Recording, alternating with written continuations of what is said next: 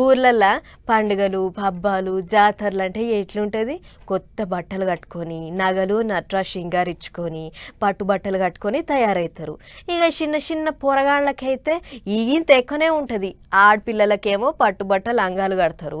మగ పిల్లలకేమో పట్టు పంచలు కట్టి ముద్దుగా తయారు చేసి మురుస్తుంటారు అమ్మా నాయనలు. కానీ ఇగో గీడట్లా కాదు.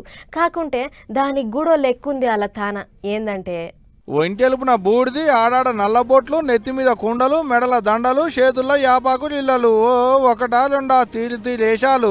పోరలకు నిండార పూసిలు, పెద్దోళ్ళు మొఖాలకు బొట్లు అంటించుకున్నారు. చిన్న సితకాని ఏం లేదు, అందరికందరు ఇచ్చంతరమైన ఏషాలు కట్టిలు గీ తీరుగా. మరి గిట్టెందుకు ఏషాలు కట్టిలు అంటే దానికి కూడా లెక్కుంది.